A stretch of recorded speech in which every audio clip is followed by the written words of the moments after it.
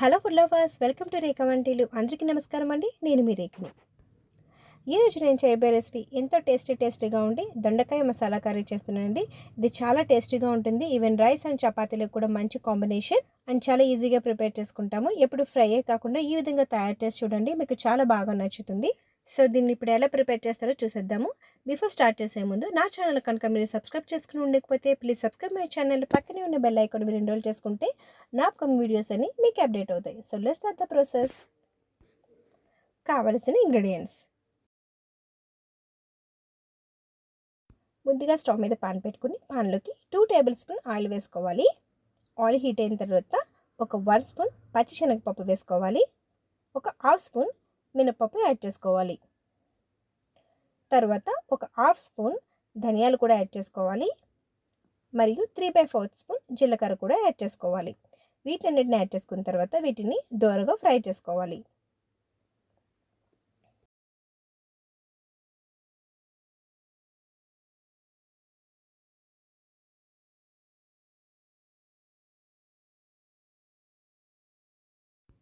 ఇవి ఫ్రై అయిన తర్వాత అల్లం ముక్కలు వేసుకొని ఫ్రై చేసుకోవాలి.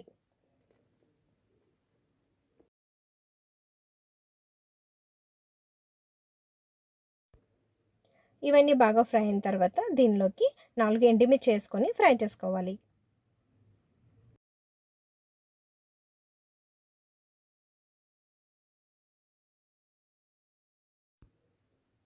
తర్వాత దీనిలోకి మనం కట్ చేసి పెట్టుకున్న ఆనియన్ స్లైసెస్ వేసుకొని ఫ్రై చేసుకోవాలి.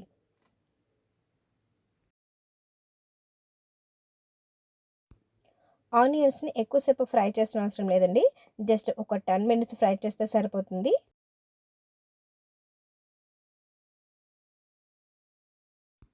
వీటి మీద మూత పెట్టుకొని ఒక 10 మినిట్స్ ఫ్రై చేస్తే సరిపోతుంది. సో 10 మినిట్స్ తర్వాత చూసుకుంటే మనకి ఈ విధంగా కలర్ వస్తాయి. సో ఇప్పుడు స్టవ్ ఆఫ్ చేసుకొని వీటిని మనం బాగా చల్లార్చుకోవాలి. సో ఆనియన్స్ అవి చల్లారేలోగా మనం దొండకాయలు కట్ చేసేసుకుందాము. ఈ వీడియోలో చూపించిన విధంగా మనం కట్ చేసుకోవాలి. సో బోత్ ఎడ్జెస్ మనం తీసేసుకుందాము. తర్వాత రెండు వైపులా నిలువుగా కట్ చేసుకోవాలి. సో మనకి ఫ్లవర్ లాగా 4 కార్నర్స్ వచ్చే విధంగా మనం కట్ చేసుకోవాలి. సో ఈ విధంగా కట్ చేసుకొని పక్కన పెట్టేసుకుందాము. సో చల్లారిన ఆనియన్స్ అన్నిటిని ఒక మిక్సీ జార్లో వేసేసుకుందాము. దీనిలోకి రుచికి సరిపడా సాల్ట్ కూడా యాడ్ చేసుకోవాలి. సాల్ట్ కూడా యాడ్ చేసుకున్న తర్వాత దీనిని మెత్తని పేస్ట్గా మనం మిక్సీ పట్టుకోవాలి. సో ఈ వీడియోలో చూపించిన విధంగా మనం మిక్సీ పట్టుకోవాలి. తర్వాత స్టవ్ మీద పాన్ పెట్టుకొని పాన్లోకి ఒక 4 to 5 స్పూన్స్ ఆయిల్ వేసుకోవాలండి. ఆయిల్ బాగా హీట్ అయిన తర్వాత దీనిలోకి మనం కట్ చేసి పెట్టుకున్న దొండకాయలు వేసుకొని మనం బాగా మగ్గే వరకు మనం ఫ్రై చేసుకోవాలి. మినిమం ఒక 15 మినిట్స్ పడుతుందండి దొండకాయలన్నీ బాగా ఫ్రై అయ్యే వరకు. సో వీటిని మధ్య మధ్యలో కలుపుకుంటూ మనం ఫ్రై చేసుకోవాలి.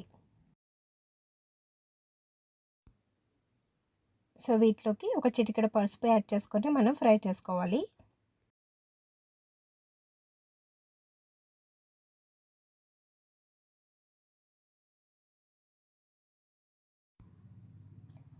పాన్ మీద మూత పెట్టుకొని వీటిని బాగా ఆయిల్లో మగ్గనివ్వాలి.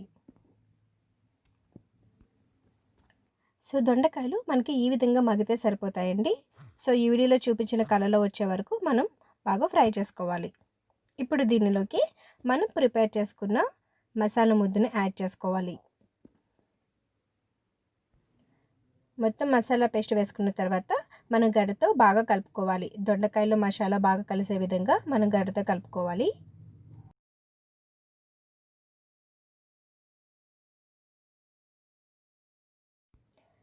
తర్వాత దీని మీద మూత పెట్టుకొని ఒక 5 to 7 మినిట్స్ వీటిని మసాలాలో మగ్గనివ్వాలి. తర్వాత దీనిలోకి మనం ఆల్రెడీ నానబెట్టుకున్న చింతపండు పులుసుని వేసుకోవాలి. ఒక పెద్ద నిమ్మకాయ సైజ్ చింతపండు అయితే సరిపోతుందండి. సో పులుసు మొత్తం వేసుకున్న తర్వాత దీనిలోకి కొంచెం వాటర్ కూడా యాడ్ చేసుకోవాలి.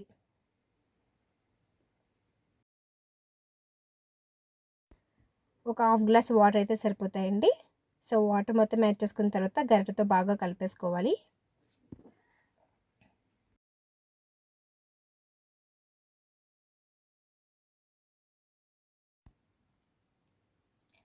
తర్వాత దీనిలోకి ఒక 1 స్పూన్ కారం యాడ్ చేసుకొని బాగా కలుపుకోవాలి.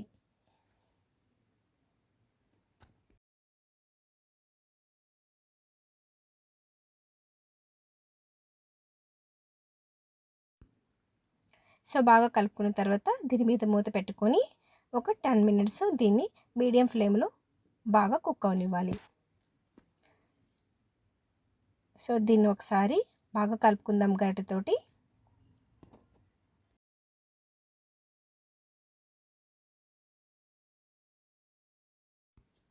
దీని మీద మూత పెట్టుకొని ఒక 5 మినిట్స్ దీన్ని లో ఫ్లేమ్లో కుక్ చేస్తే సరిపోతుంది. సో 5 మినిట్స్ తర్వాత చూసుకుంటే మనకు ఆయిల్ పైకి తేలి ఉంటుందండి.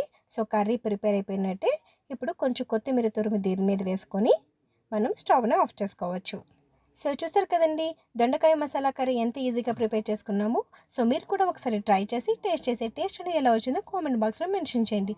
నా వీడియో కనుక మీకు నచ్చినట్లయితే please like and subscribe my channel. Thank you for watching. Bye, I love you.